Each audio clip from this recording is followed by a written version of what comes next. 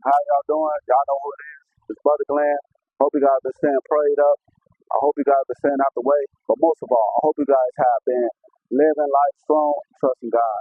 And let's talk about it on today. How many times have you asked God to forgive you?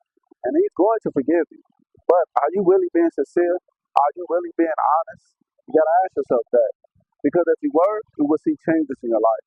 Many of us are suffering, going through turmoil, because we're not understanding what true repentance is. It's just not you saying, hey, God, forgive me of my sins and my transgressions and help me with my mistakes. It's you actually doing it with not only your behavior, but with your mind and your heart. And that can be challenging sometimes because we have so many outside influences. We have social media. We have the peer pressure of friends and family members, and it could be a lot. And sometimes life just be life. But I want to challenge you on today. If you are really tired of going through the same cycles in your life, if you are really remorseful and you really want to see a change, try to be more intentional when you're asking God to forgive. Understand what true repentance is. It's you changing.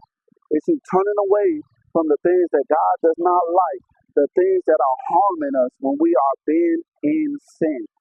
Because God hates it. He knows that it's destructive to us.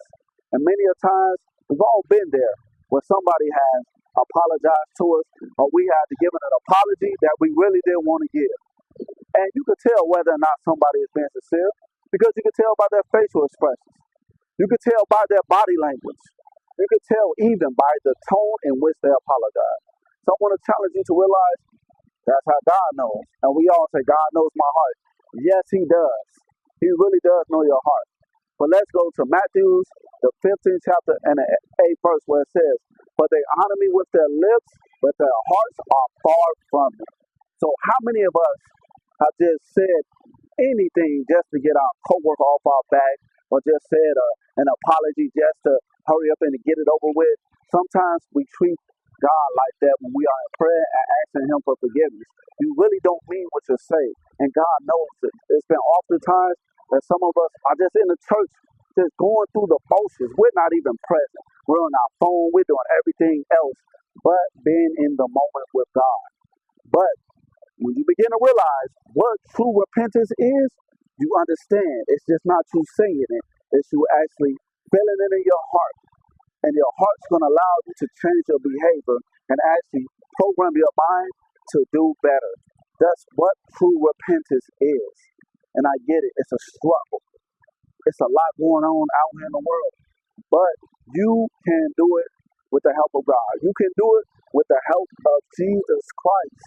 But let's also look at 2 Corinthians, the 7th chapter, verses 9 through 10, where it says, for now I am happy. And this is the Apostle Paul writing a letter to the church.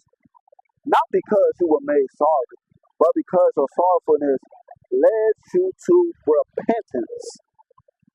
For your sorrowfulness was intended by God, and so that you were not harmed by any of us. That godly sorrow brings repentance, which leads to salvation and no regrets.